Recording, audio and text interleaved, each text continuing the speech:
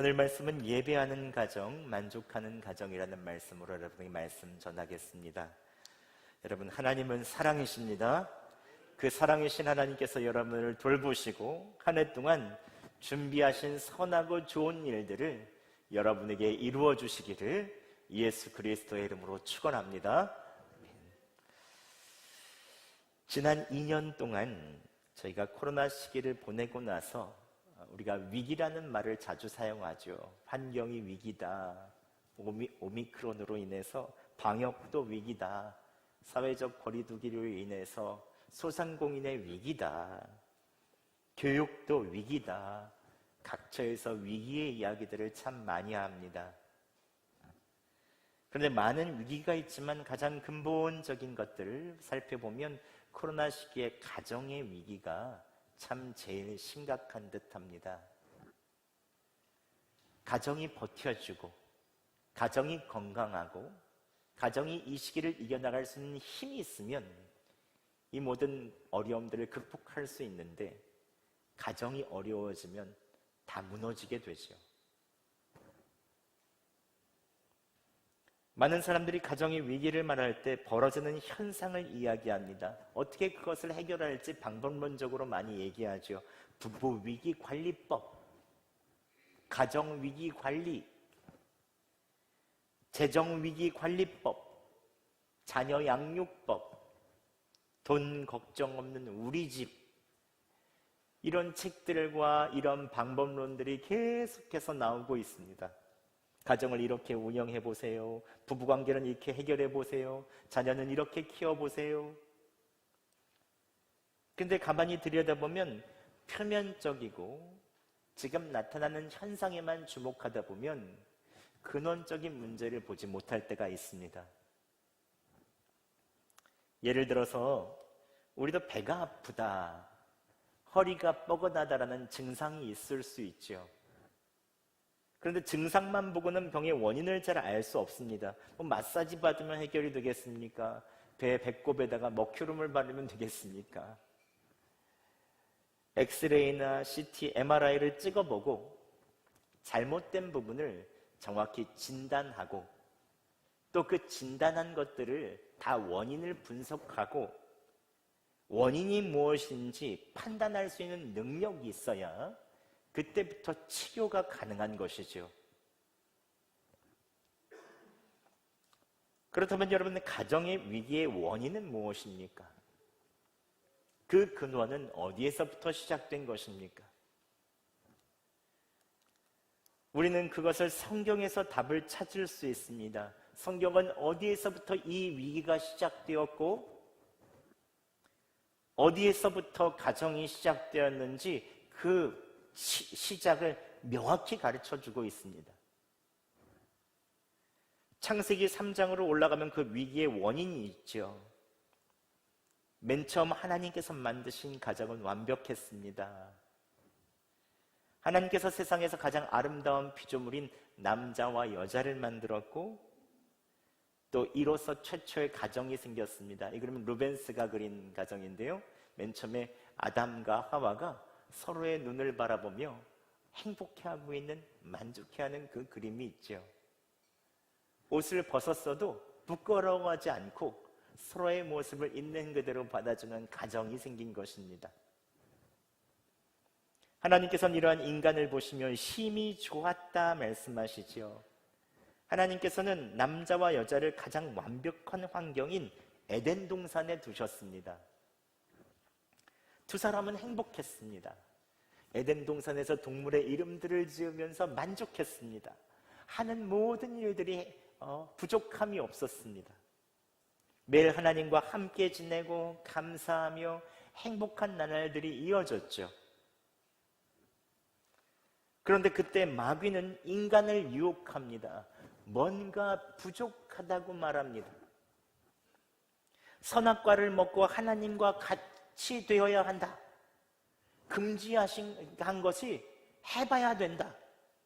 그때부터 사람은 불만족하죠. 결국 인간은 마귀의 유혹에 넘어갑니다. 에덴 동산으로는 성이 차지 않았습니다. 하나님으로는 만족이 안 되죠.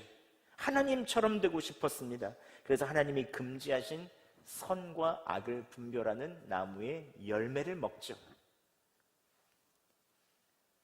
사람은 하나님처럼 선악을 분별하면 만족할 수 있을 줄 알았습니다. 하나님처럼 될 줄 알았습니다. 그러나 그때부터 죄가 가정으로 들어왔죠. 하나님과의 관계가 깨어졌고 그때부터 가정의 위기가 찾아왔습니다. 부부가 서로를 정죄하고 판단하기 시작했습니다. 이 그림을 보시죠. 아담이 저 여자가 그랬습니다 라고 얘기하잖아요. 저 여자. 아담은 하와의 탓을 하기 시작합니다. 이 사람이 나에게 선악과를 주었습니다. 하와는 뱀의 탓을 합니다. 저 뱀이 나에게 이렇게 주었습니다. 죄로 말미암아 부부의 사이가 멀어지고 하나님과의 관계가 끊겨졌습니다. 결국 에덴 동산에서 쫓겨나게 되죠. 왜냐하면 선악과를 먹고 나서는 하나님으로 만족이 안 되니 에덴 동산을 떠나서 살 수밖에 없는 것입니다. 선악과를 먹고 나서 에덴 동산을 떠나니 그때부터 인간이 선악의 기준을 만들죠. 그때부터 힘 있는 자가 선이 되고 힘이 약한 사람이 악이 됩니다. 하나님의 기준이 아닌 사람의 기준으로 모든 것을 행하기 시작합니다. 결국 아담의 아들인 죄가 많았던 가인이 선하고 의로웠던 동생 아벨을 죽이죠. 형제살인이 일어납니다. 강한 가인은 약한 동생을 죽입니다. 가인은 내가 옳다고 말합니다. 아담과 하와는 죽은 아벨을 놓고 너무 비참해하죠. 결국 선과 악을 판단하는 인간의 결과는 싸움과 비판과 죽음인 것입니다. 가정의 위기의 원인은 그래서 죄죠. 하나님과의 관계가 끊어짐으로부터 그 모든 가정의 위기가 시작됐습니다.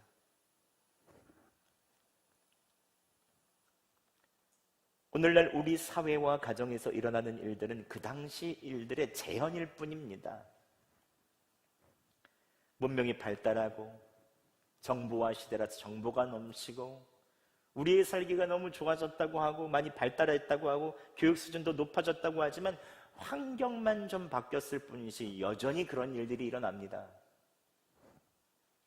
서로 정죄하고 판단하고 수치심과 부끄러움을 느끼고 시기와 질투와 심지어 살인까지 벌어지죠.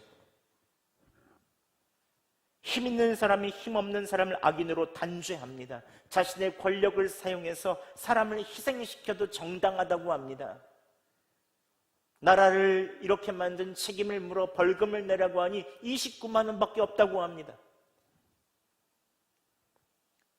대의명분을 세워 공격합니다.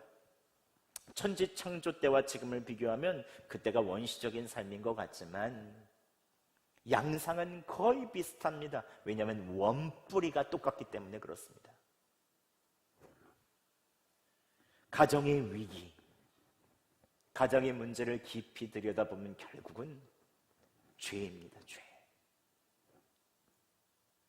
어떤 가정은 돈이 없어서 불행하다고 하지만 돈이 근본 원인이 아닙니다. 돈은 잘못이 없습니다. 사람이 죄가 있어서 그렇죠. 성경에서는 돈이 없어서 불행하다고 말하지 않습니다. 성경은 죄 때문에 인간이 불행하다고 말하죠. 죄로 인해서 만족하지 못하는 욕심, 즉 탐심이 사람을 어렵게 하는 것입니다. 끊임없이 불행하게 하는 것입니다. 죄는 하나님과 떨어진 상태를 말하죠. 관계가 끊어진 상태. 하나님의 형상으로 만든 사람이 하나님과의 관계가 끊어지니 마음이 공허한 거예요. 하나님으로만 만족할 수 있는데. 죄는 항상 우리에게 말합니다. 네가 만족하려면 더 가져야 된다. 너의 남편으로는 부족해. 너의 아내로는 부족해. 지금 너의 자녀로는 부족해. 내가 그렇게 대우받을 사람이 아니지. 더 가져야 되지. 좀 더 대우받아야 되지. 노력한 것들 네가 대접받아야 되지. 더 채찍질해봐. 내 자식들은 올라갈 수 있어. 내 얼굴, 내 직장, 내 가정, 내가 살아온 삶, 모든 것을 불만족하게 합니다. 죄가 들어오기 전까지만 해도 사람은 모든 것이 만족했습니다. 아담이 하와를 보고 자기 아내를 보고 내 뼈 중에 뼈요 살 중에 살이다 감탄하며 그를 좋아하죠. 만족해합니다. 에덴 동산에 살 때 두 부부는 너무 행복했습니다. 그런데 죄가 들어오니 하나님께서 주시는 완벽한 배우자, 에덴 동산 같은 완벽한 환경도 만족하지 못하는 것입니다. 사실 상황은 중요하지 않습니다. 인간의 모든 불행은 만족할 수 없는 데 있습니다. 탐심에 있습니다. 죄에 있죠. 에덴 동산에서 가정의 죄가 찾아들 때부터 이런 일들이 일어났습니다. 방금도 말씀드렸지만 죄의 또 다른 양상, 또 근원인데 그것은 탐심입니다. 욕심. 성경에는 욕심이 잉태한 즉 죄를 낳는다라고 말하죠. 하나님을 떠난 인간의 마음에는 그 공허함을 메우기 위해서 항상 욕심을 부리고 더 가져야 된다고 얘기하죠. 불만족의 근원은 결국 마음의 탐심입니다. 골로새서 3장 5절에도 탐심은 곧 우상숭배라라고 말합니다. 가정에서도 자식에게 욕심을 가지기 시작하면서 어느새 자식이 우상이 되죠. 자식을 중심으로 모든 것이 돌아갑니다. 자식에게 모든 것을 쏟아붓습니다. 부부가 싸울 때도 그 애 때문에 싸우죠. 결국 우상이 된 아이는 모든 것을 들어주지 못하니까 본인이 상처를 받고 본인이 한계를 느끼고 부모와의 관계가 또 멀어지게 되는 것입니다. 탐심을 가지면 결국 만족이 없고 죄만 반복하게 되죠. 그렇다면 우리가 가정 안에서 죄와 탐심을 내려놓고 만족하는 가정이 되기 위해서는 어떻게 해야 되겠습니까? 어떻게 하면 우리를 불만족하게 하는 탐심과 우상숭배를 버리고 하나님이 원하시는 가정을 만들 수 있을까요? 오늘 본문인 빌립보서는 바울이 빌립보 교회에 보낸 편지입니다. 특별히 옥중서신이라고 하죠. 바울이 감옥에 갇혀 있을 때 쓴 편지입니다. 그런데 오늘 사도 바울이 옥에 갇혀 있고 모든 것을 다 빼앗겨 버렸고 알몸으로 아무것도 가진 것이 없는데도 사도 바울은 본인은 만족한다고 말합니다. 함께 11절 말씀 저희가 봉독해 보겠습니다. 시작. 내가 궁핍함으로 말하는 것이 아니니라 어떤 형편이든지 나는 자족하기를 배웠노니. 아멘. 스스로 만족하기를 배웠다. 스스로 만족한다. 어떤 형편이든지. 이렇게 감옥에서 이야기하고 있습니다. 사도 바울의 편지는 회람서신이라고 해서 이 당시 가정들이 다 돌려봤죠. 초대교회는 가정 중심이었습니다. 아마 사도 바울이 보낸 편지를 돌려 읽으며 눈이 동그래졌을 것입니다. 사도 바울 지금 감옥에 있잖아. 지금 우리가 보낸 헌금 가지고 오늘 간신히 입에 풀칠하고 있는 거잖아. 그런데 어떻게 하면 이렇게 만족할 수 있지? 언제 나올지도 모르고 모든 것은 뺏겨버리는 지금 이 상황에 자유도 뺏겨버리는데 어떻게 만족할 수 있지? 아마 모든 가정들은 이 서신을 읽으면서 깜짝 놀랐을 것입니다. 오늘 그럼에도 불구하고 사도 바울은 어떤 형편이든지 자족하기를 배웠다라고 말합니다. 자족하기를 배웠다. 이 말은 다르게 말하면 어떻게 말할 수 있겠습니까? 하나님께서 그가 어떤 형편이든지 스스로 만족할 수 있도록 가르쳐 주신 것입니다. 삶에서 배우게 하신 것입니다. 그렇다면 하나님께서 어떻게 그가 어떤 형편이든지 자족 스스로 만족하게 하신 것입니까? 사도 바울은 유일한 한 가지 비결을 제시하는데 다음과 같이 말합니다. 내게 능력 주시는 자 안에서 내가 만족할 수 있다. 함께 12절과 13절 말씀 함께 봉독해 보겠습니다. 시작. 나는 비천에 처할 줄도 알고 풍부에 처할 줄도 알아. 모든 일 곧 배부름과 배고픔과 풍부와 궁핍에도 처할 줄 아는 일체의 비결을 배웠노라. 내게 능력 주시는 자 안에서 내가 모든 것을 할 수 있느니라. 아멘. 사도 바울은 어떤 상황에서는 만족할 수 있는 일체의 비결을 배웠는데 그것은 바로 능력 주시는 자, 즉 하나님 안에서 예수 그리스도 안에 있기 때문이라는 것입니다. 근데 이 구절을 가지고 오해가 많죠. 기도원에서는 기도가 만사를 변화시킨다면서 꼭 이 구절을 얘기합니다. 내게 능력 주시는 자에서 모든 것을 할 수 있다. 그렇지만 이 말씀은 슈퍼맨처럼 모든 일을 다 할 수 있다는 것이 아닙니다. 하나님이 다 이루어 주신다는 말이 아닙니다. 어떤 상황 가운데서도 문맥을 보면 만족할 수 있다는 이야기죠. 그 만족의 비결은 바로 능력 주시는 자, 그 예수 그리스도 안에 있기 때문이라고 말하죠. 이 말은 사도 바울이 그냥 이론적으로 말하는 것이 아닙니다. 지금 현재 감옥 안에서 그때 실존적으로 경험한 이야기입니다. 감옥은 어떤 곳입니까? 다 빼앗긴 곳, 착고에 채워져 있는 곳, 자유가 없는 곳, 도와줄 사람도 없고 모든 것을 박탈당해버린 곳입니다. 재산도 자유도 옷까지 다 뺏겨버린 곳입니다. 아무것도 가진 것이 없습니다. 그런데도 어떤 형편에든지 자족하기를 배웠다라는 것입니다. 감옥에 있는 바울이 글을 읽는 빌립보 교인에게 말하고자 하는 것이 무엇입니까? 자족은 상황이 아니라는 것이죠. 소유하고 있는 돈이나 편안한 집이 아니다. 자족은 이 마음에서 일어나는 것이다 라고 말합니다. 나는 지금 아무것도 없잖냐. 모든 것을 다 빼앗긴 상태다. 자유도 없다. 왜냐하면 나는 만족한다. 자족한다. 일체의 비결을 배웠다. 왜냐하면 예수 그리스도께서 내 마음에 계시기 때문이다 라는 것을 명확히 이야기해주고 있습니다. 구약에서 사도 바울과 똑같은 고백을 하는 사람이 있죠. 그 사람 바로 다윗입니다. 다윗의 유명한 시편 23편에는 이렇게 말합니다. 여호와는 나의 목자시니 내게 부족함이 없으리로다. 다윗의 자족의 근원은 무엇이라고 말합니까? 목자이신 여호와 하나님이라고 말하죠. 다윗은 맨 처음인 골리앗을 쓰러뜨리면 만족할 줄 알았습니다. 왕의 부마, 사위가 되어서 군대 장관이 되어서 모든 것마다 승리하면 만족할 줄 알았습니다. 그런데 하지만 더 올라가면 올라갈수록 사울 왕의 미움을 받고 하루아침에 도망자가 되어버립니다. 거기에서 하나님께서는 다윗에게 철저하게 자족의 비결을 배우게 하십니다. 아무리 목숨을 살려주고 선을 베풀고 자기를 베풀어도 끝까지 다윗을 죽여야만 만족하겠다고 하는 이 사울에게 쫓겨다니면서 그는 매일 밤마다 눈물로 하나님께 기도합니다. 주님, 원수가 나를 죽이려고 합니다. 뒤에서 화살을 쏘면 나를 맞추려고 합니다. 원수를 어떻게 하면 좋겠습니까? 눈물을 침상에 적시고 매일마다 그는 주님께 간절히 의지하며 기도합니다.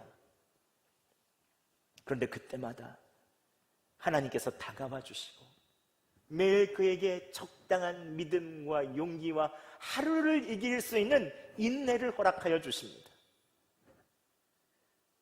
아무것도 없는 광야, 동굴에서 주님께 부르짖을 때마다 주님은 용기를 주셨고 내가 너와 함께 있지 않느냐, 여호와 하나님으로 만족할 수 있는 일체의 비결을 그는 매일마다 가르쳐 주셨습니다. 도망자로서 10년 동안에 있는 삶을 매일마다 살면서 이 다윗은 하나님으로 말미암아 자족의 비결을 배우죠. 여호와는 나의 목자시니 내게 부족함이 없으리로다. 여호와 하나님이 목자셔야 부족함이 없다는 것을 삶으로 철저하게 배운 것입니다. 그리고 나서 하나님께서 그를 이스라엘의 왕으로 세우시죠. 왕의 자리에 있건 동굴로 전전하는 도망자이건 간에 여호와 하나님으로 만족하기 때문에 상황은 관계가 없는 것입니다. 그의 마음 가운데 만족이 있죠. 다윗은 매일이 하나님께 드리는 눈물의 예배였고 기도였습니다. 내 힘으로 할 수 없으니 하나님의 능력이 필요합니다. 의지하는 순간마다 하나님은 그를 찾아주셨고 만나주셨죠. 하나님과의 친밀한 관계는 사울 왕을 미워하는 미움을 몰아냈고 불만족하는 탐심을 밀어냈습니다. 사람은 하나님의 임재가 있어야 그리스도 안에서 만족할 수가 있습니다. 예수 그리스도께서 내 마음의 주인이 되시면 그때부터 만족이 있습니다. 세상이 줄 수 없는 평안이 있죠.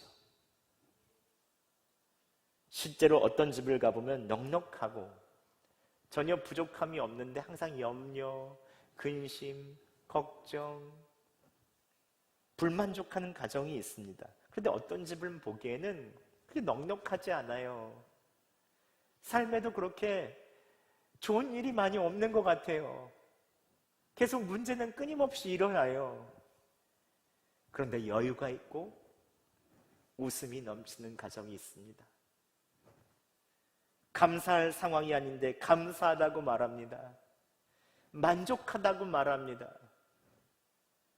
어디에서 이런 일이 일어나는 것입니까? 우리 마음에서 일어나는 것입니다. 그래서 사도 바울은 자족하기 위해서 무엇이 채워져서가 아니라 내게 능력 주신 자 안에서 내가 일체의 비결을 배웠다라고 말합니다. 세상은 자신의 능력으로 무엇인가 얻어야 자족할 수 있다고 말합니다. 세상은 항상 내 능력으로 뭔가 얻어내라, 능력을 총동원하여서 내 자신을 만족시켜라 라고 말합니다. 하지만 사도 바울은 전혀 다른 길을 제시합니다. 우리의 능력으로는 결코 만족할 수 없다. 내게 능력 주신 자 안에서 그분이 내게 능력을 주셔야 내가 만족할 수 있다. 그래서 오직 예수 그리스도 안에서 만족할 수 있다고 고백합니다.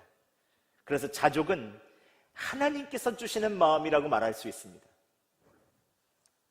만약 내 능력으로 내가 더 높이 올라가고 더 많은 것을 가져야 만족한다면 세상의 1% 사람들만 만족하겠죠. 근데 1% 사람들도 불만족하는 사람들이 많죠. 이런 세상의 관점을 가지게 되면 일평생 불행한 삶을 살게 되는 것입니다. 그런데 예수 그리스도 안에서 하나님으로부터 오는 그 친밀한 마음을 가지고 사는 사람들은 환경과 상관없이, 능력과 상관없이 만족할 수 있는 것입니다. 조금 더 구체적으로 말하면 자족의 마음은 하나님과의 친밀한 관계에서 나타납니다. 죄로 끊어졌던 하나님의 관계가 예수 그리스도를 믿고 그분을 신뢰하고 그분에게서 나를 목자로서 인도하시는 매일마다의 삶을 신뢰하며 나가는 그 순간에 우리의 마음속에 깊은 만족이 이루어지죠. 여러분, 그리스도인의 모든 문제는 그래서 하나님과의 관계에서 풀어가야 합니다. 어떤 문제가 일어나든 가정의 문제, 자녀의 문제, 질병의 문제, 물질의 문제가 일어날 때 하나님과의 관계에서 풀지 않으면 그 문제는 풀리지 않습니다. 하나님과의 관계는 모든 문제를 열 수 있는 키죠. 열쇠입니다. 인류의 비극이 하나님을 떠난 죄와 욕망에서 시작되었듯이 우리는 하나님과의 관계에서 이것을 풀어나가야 됩니다. 그렇지 않으면 매일 하나님께로부터 오는 이 평안과 만족이 없으면 사람은 공허해집니다. 메말라집니다. 허무해지게 되어 있습니다. 그렇다면 우리의 가정의 문제도 하나님과의 관계에서 풀어야 합니다. 그러기 위해서 여러분 무엇을 해야 되겠습니까? 우리는 가정에서 하나님과 친밀하게 예배해야 합니다. 죄와 탐심, 모든 불만족을 넘어서기 위해서 친밀하게 하나님께 예배해야 되죠. 그래서 올해 2022년 저희의 표어가 성경으로 돌아가서, 근원으로 돌아가서 가정의 위기의 문제를 풀고 가정에서 만족이 있고 행복이 넘치기 위해서 가정에서 예배하는 그리스도인이라고 표어까지 다 붙였어요. 코로나 팬데믹을 겪으면서 많은 교회들의 예배가 중지되며 하나님과의 연결이 많이 끊어졌습니다. 모일 수가 없기 때문에 그렇죠. 이제 방역 패스가 없으면 만날 수조차 없는 상황이 됐습니다. 그런데 이럴 때 가장 중요한 것이 가정 예배입니다. 가정 예배. 작년 12월에 나온 한 책이 있어서 굉장히 제목부터 깊이 다가온 책이 한 권 있었습니다. 그것은 바로 아무리 바빠도 가정 예배라는 책이 있더라고요. 이 책은 한 사모님이 지은 책인데 그 책을 소개하는 동영상에 사모님의 간증이 인상 깊었습니다. 사모님은 어릴 때부터 아버지가 술만 먹으면 어머니를 기절할 때까지 폭력을 행사했대요. 가정을 돌보지 않고 항상 부모님의 싸움을 일상적으로 보고 자랐다고 합니다. 그래서 결혼에 대한 소망이 없었대요. 아유, 결혼하면 또 싸울걸. 못하러 결혼하나? 하지만 하나님께서 이 사모님에게 예수님을 믿게 하시고 신앙을 주시고 많은 변화가 있어서 결국은 목사님과 결혼하게 되었는데 참 많은 것이 바뀌었다고 합니다. 특히 두 사람이 침대에서도 계속 기도하며 얘기하고 나눌 때에 꼭 하루의 마지막을 우리 기도하고 자자 해서 긴 시간도 아니고 손을 꼭 붙잡고 같이 기도했다고 합니다. 근데 그때 하나님께서 마음에 뭉클함을 주시고 그때마다 눈물을 주실 때도 있었고 하나님의 성령의 만지심을 느꼈다고 합니다. 그때부터 두 사람의 가정 예배가 자연스럽게 시작된 것이죠. 그런데 아이들이 하나 둘씩 생기고 이 사모님은 아이가 4씩이나 있더라고요. 저희보다 하나가 더 많더라고요. 예. 근데 가정 예배 드리는 것이 정말 쉽지 않았다고 말합니다. 아이들도 예배를 드리기 전까지 사이가 좋다가 예배만 딱 드리려고 하면 별것도 아닌 일 가지고 마음이 딱 닫혀지고 싸우기 시작한대요. 내가 맨날 엄마 아빠 가운데 앉았잖아. 나는 오늘 내가 거기 앉을 거야. 별거 아닌 일로 소리 지르고 울고 예배 드릴 수 없는 상태가 된다고 합니다. 그럴 때 어느 때는 예배 때려쳐! 들어가! 방으로 들어가! 소리 지를 때도 있었다고 합니다. 근데 그렇게 하면 좋아할 것은 사단밖에 없겠다고 싶어서 요즘은 기다려주고 함께 예배 드린다고 합니다. 저는 그 간증을 들으면서 저희 가정이 생각나더라고요. 사실 여러분, 가정 예배 드리면 아이들이 다 멋지게 예배 드릴 것 같잖아요. 특별히 목회자 가정은 아이들이 눈도 똑바로 뜨고 정자세로 찬송가도 힘차게 부르며 아주 예배를 잘 드릴 것 같잖아요. 그러면 좋겠지만 그렇지 않습니다. 눈도 개슴츠레 뜨고요. 오라 그러면 계속 민기적민적거리고 또 함께 모이면 서로 살살살살 놀리다가 또 싸우고 한두 번이 아닙니다. 한두 번이. 만왕의 왕 내 주께서 왜 속죄 당했나 그 벌레 같은 날 위에 그 찬양하면 저희 둘째는 벌레? 하면서 막 낄낄낄낄대고 모든 찬양이 다 중지가 됩니다. 이런 일들이 얼마나 많았는지 몰라요. 어느 때는 저나 제 아내가 마음이 상해서 그러려면 하지 마! 다 방으로 들어가! 이럴 때가 저희도 있었거든요. 예. 하지만 어느 날 깨달음을 주신 게 이 예배의 주인이 저나 제 아내가 아니라 하나님이 주인이시구나라는 것을 깨달았습니다. 부모가 주인이 되려고 하는 그때부터 아이들을 쥐잡듯이 잡게 됩니다. 내가 원하는 만큼 예배를 드려야 되는 거죠. 이때 많이 회개하고 제 기준을 많이 내려놓았죠. 아이들의 요동과 상황에 관계하지 않고 좀 기다려주자. 사랑은 언제나 오래 참고 모든 것을 믿으며 바라며 견딘다고 하지 않느냐 하면서 그때부터 그냥 살살 웃으면서 있습니다. 그렇게 예배를 드리고 먼저 저와 제 아내가 직접 먼저 예배를 시작하면 진정으로 예배 드리려고 하면 상황이 바뀌더라고요. 하나님께서 바꾸시는 거죠. 저희 가족도 어느새 첫째는 군대 가고 둘째는 서울로 대학 가고 막내는 독서실 가서 12시 넘어서 오면 저희 부부밖에 없을 때가 있습니다. 그러면 저희 부부는 그때 요즘은 예수동행 일기 쓰면서 서로의 예배를 드리죠. 같이 나란히 앉아서 오늘 하나님께서 나에게 어떻게 임하셨고 어떻게 주님을 바라봤는가 쓰기 시작합니다. 근데 매일 나를 돌아보는 거 쉽지 않습니다. 주님 바라보지 않는 나랑 부딪히는 게 쉽지 않거든요. 저라고 왜 24시간 매일마다 다 보겠습니까? 그렇지 않은 때도 있지요. 초등학교 때도 일기 쓰기 그렇게 싫어서 방학 때 몰아서 썼는데 내가 매일마다 이걸 써야 되나? 너무 바쁠 때는 쓰기가 너무 힘든 거예요. 내 아내랑 저랑 가만히 앉아서 한 30분에서 1시간 정도 가만히 어떤 기도하기도 하고 가만히 바라보기도 하고 다른 분들의 일기도 한번 보기도 하고 매일마다 그 자리에서 예배드리고 주님 바라보다 보면 예배가 이루어지더라고요. 근데 놀라운 것은 저희가 진지하게 주님 앞에서 예배를 드리니 아이들이 변하더라고요. 방학이 되어 집에 돌아왔는데 예배 드리자고 하면 이제 순순히 예배 드립니다. 물론 제가 당근을 주죠. 우리 예배 드리고 나서 치킨 먹자 하면 와 하면서 또 다 모입니다. 예, 남자애들은 또 치킨이 최고거든요. 가정 예배는 이와 같습니다. 때로는 아이들이 호응 안 하고 나도 피곤하면 그냥 넘어갈까 싶지만 내가 먼저 예배자로 나아가면 하나님께서 역사하여 주시는 것입니다. 그래서 여러분 가정 예배 시작하기 전에 꼭 하셔야 되는 것이 있습니다. 먼저 신청하세요. 예. 가정 예배 저도 신청서 냈습니다. 제가 쓰려고 한 것이 제 아내가 먼저 냈더라고요. 무슨 신청을 해야 되냐 번거롭다 하시는 분들도 계실 것입니다. 하지만 신청하고 결단하면 우리는 항상 하나님 앞에 있잖아요. 하나님께서 귀하게 보십니다.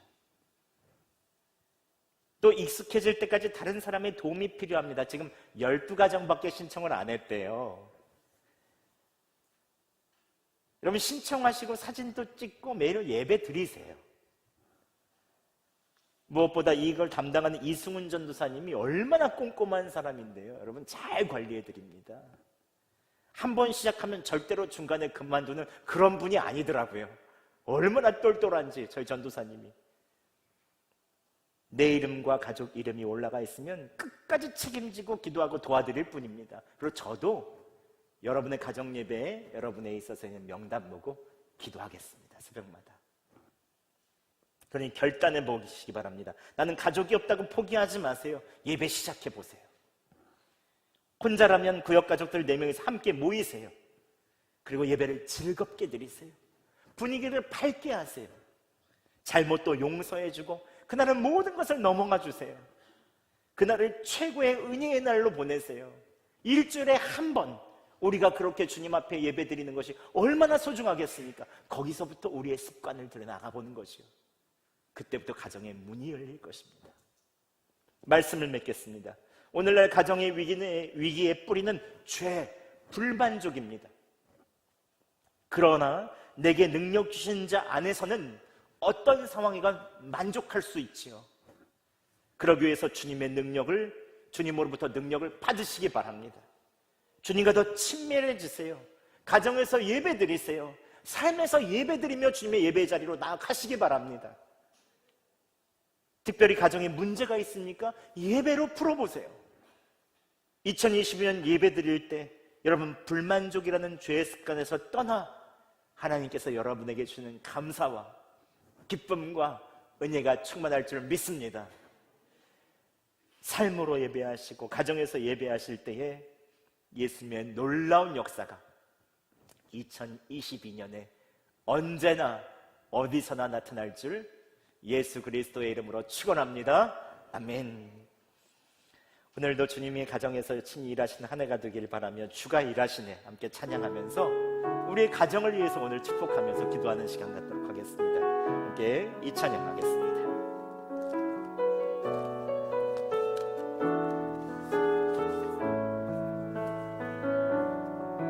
날이 저물어 갈 때 빈들에서 걸을 때 그때가 하나님의 때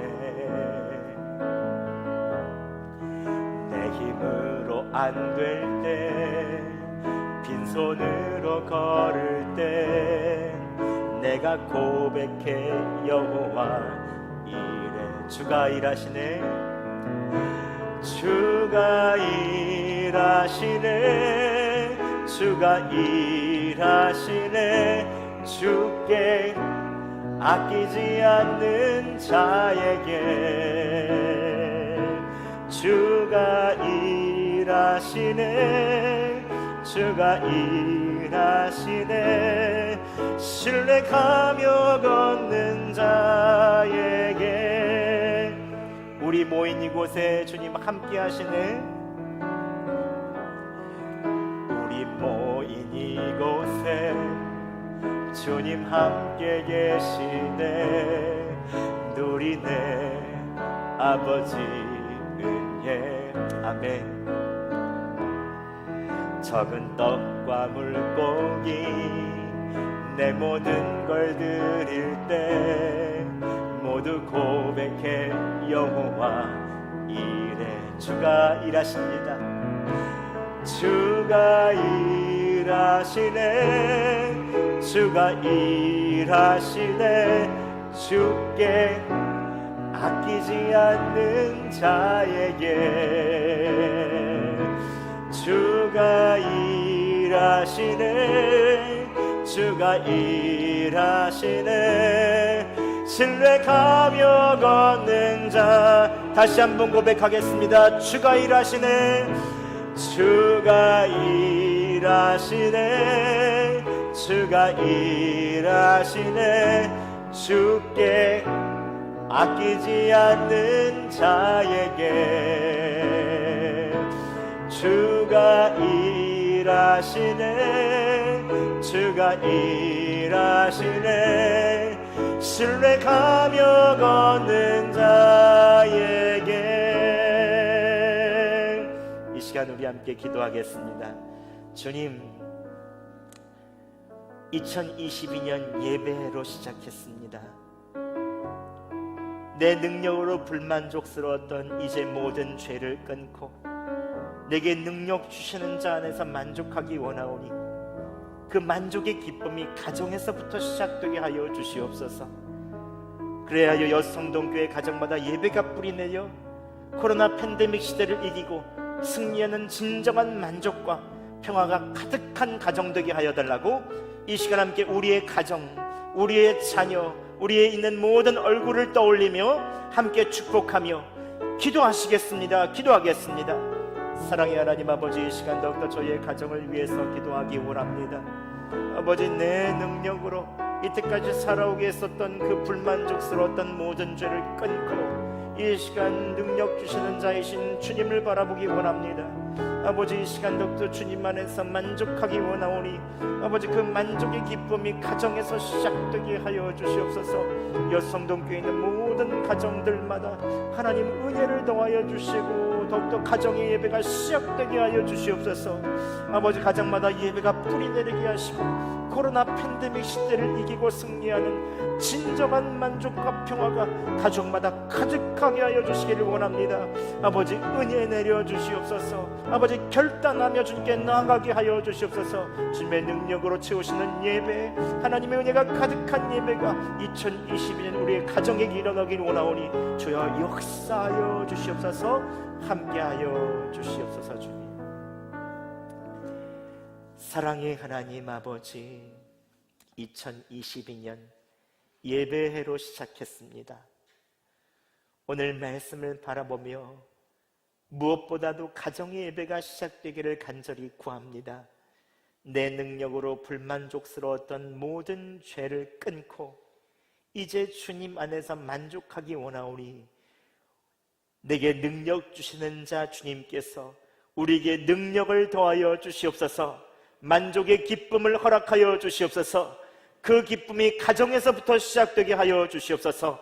그리하여 여성동교회 모든 가정마다 예배가 뿌리내려 코로나 팬데믹 시대를 이기고 승리하는 진정한 만족의 가정, 평화의 가정이 되게 도와주시옵소서.